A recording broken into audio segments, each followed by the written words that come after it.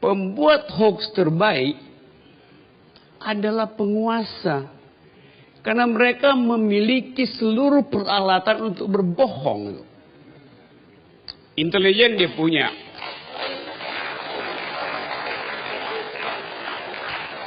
Data statistik dia punya. Media dia punya.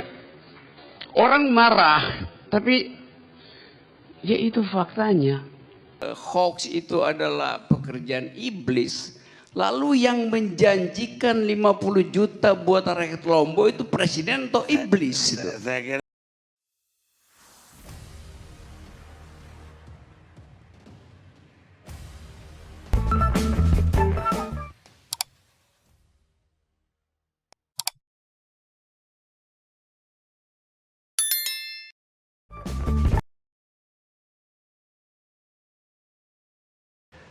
bila ILC adalah forum anti pemerintah,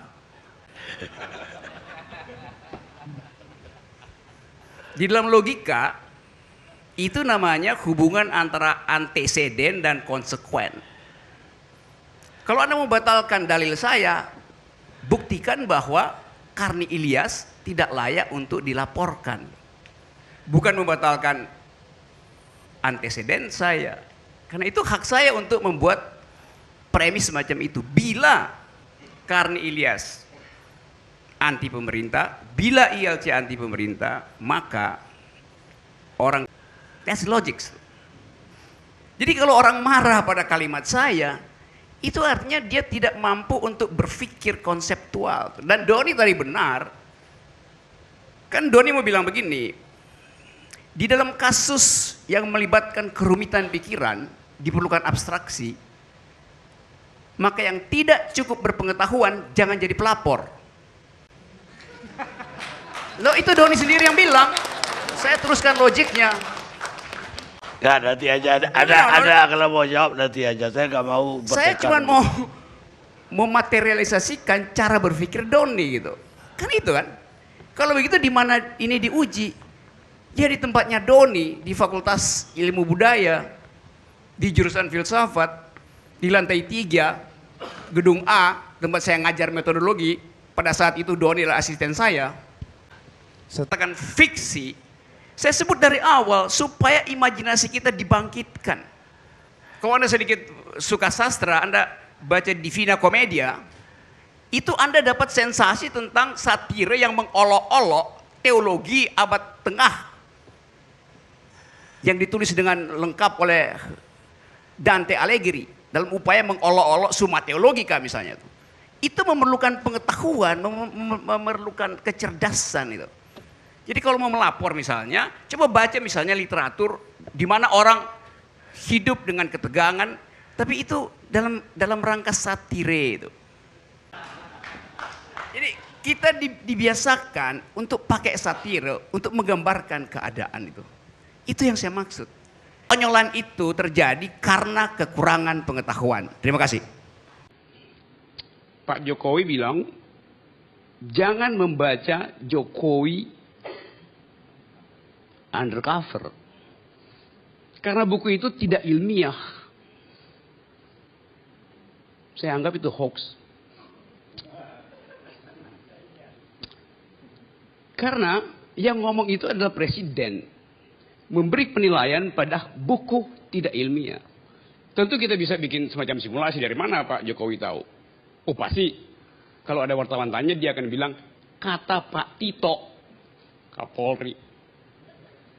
So, Pak Tito rektor UI atau rektor IPB itu. Jadi Anda lihat bahwa bahkan presiden menyebar hoax itu. Dari sudut pandang definisi itu. Kewenangan sampai sekarang orang yang pegang PDF dari buku itu di Uber. Loh itu buku itu nggak pernah dilarang. Kalau dilarang dasarnya apa? Berbahaya secara ideologis. Yang ada di publik adalah buku itu tidak ilmiah. Yang mesti menentukan ilmiah tidaknya itu adalah saya akademisi. Kampus maksudnya. Tapi buku itu nggak pernah dibicarakan di kampus. Justru dilarang dibicarakan di kampus. Jadi Anda lihat paradoksnya itu. Sesuatu disebut tidak ilmiah, tapi dilarang diputuskan status ilmiahnya di kampus. Pembuat hoax terbaik adalah penguasa. Karena mereka memiliki seluruh peralatan untuk berbohong. Intelijen dia punya. Data statistik dia punya.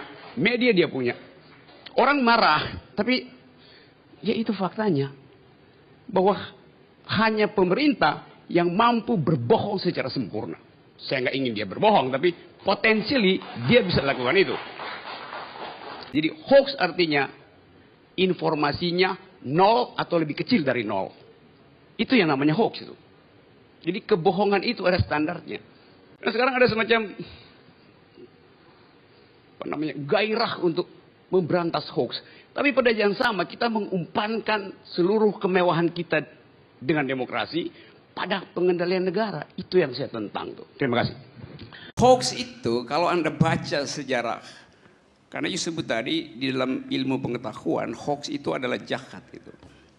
Asal usul hoax itu, kata hoax itu pertama kali muncul dalam sejarah ilmu pengetahuan ketika seorang profesor fisika namanya Alan Sokal menulis sebuah artikel di majalah Social Text dengan nama samaran, lalu dipuji-puji oleh redakturnya tanpa tahu bahwa itu adalah bohong.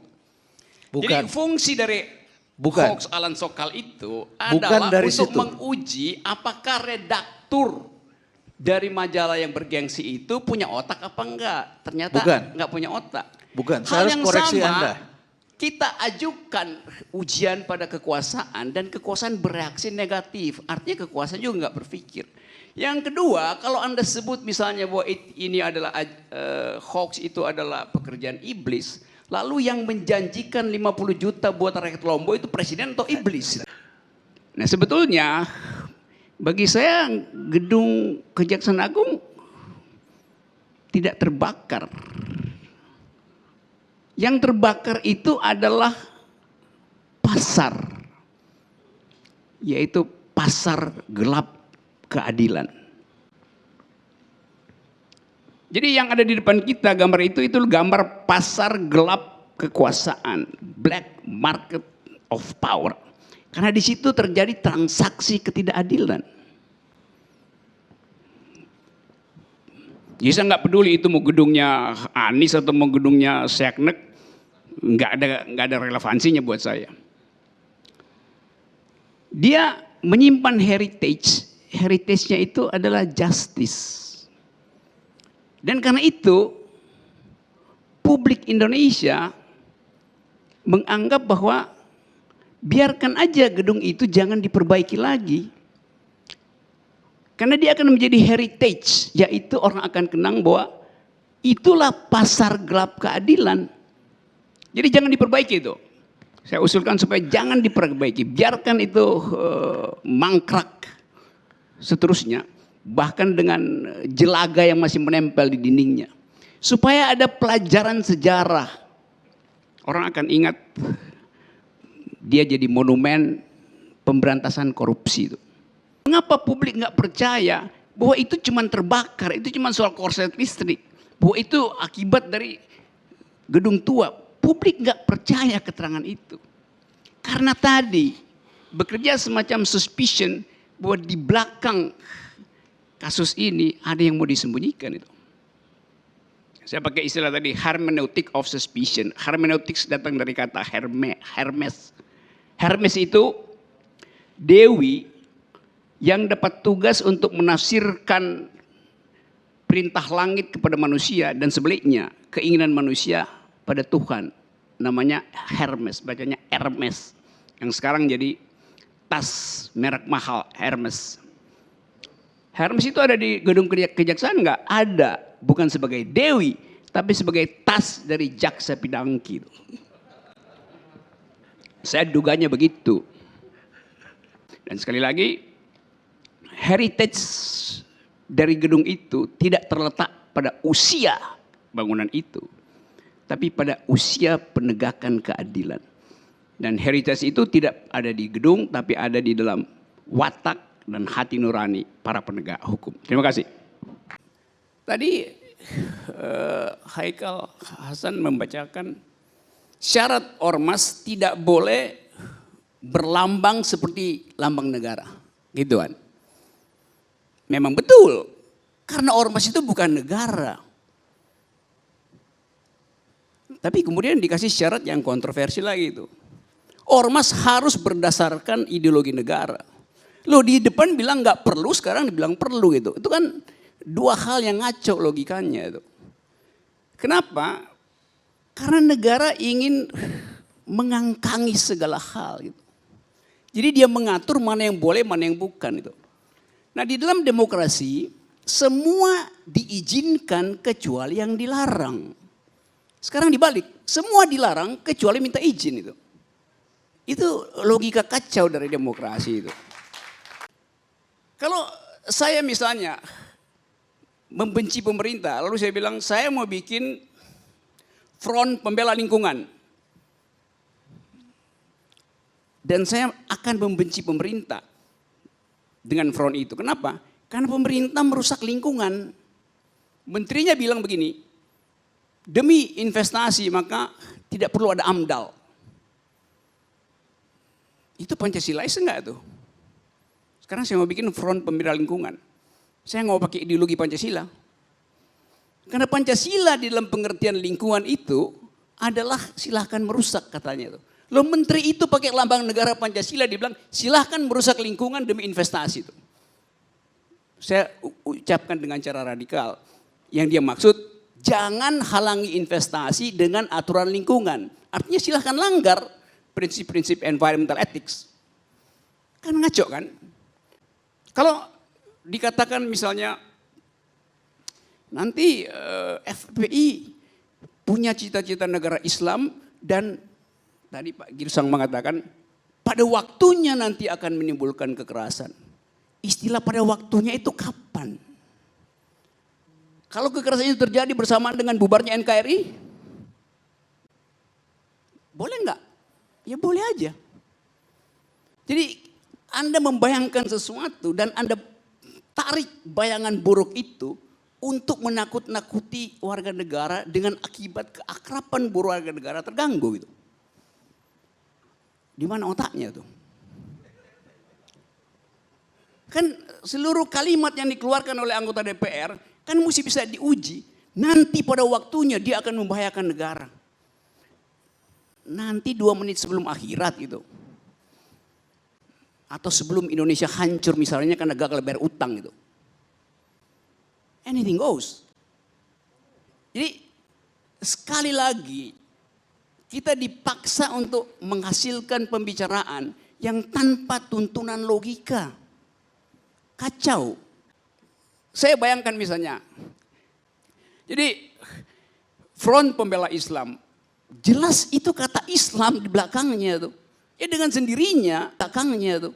Ya dengan sendirinya, inherent di dalam Islam adalah keyakinan dirinya tuh, keyakinan ideologisnya tuh. Ya sudah, biarkan aja kan.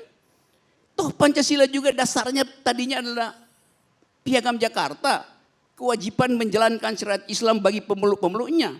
7 kata itu kita hapus. Demi apa? Demi persaudaraan antar warga negara. Tetapi sejarah itu tidak mungkin kita hilangkan. Kan itu jalan pikirannya kan. Kalau kita mau hilangkan sejarah itu, semakin dihilangkan dia semakin membekas pada bangsa ini. Jadi biar aja kita hidup dengan segala macam imajinasi itu.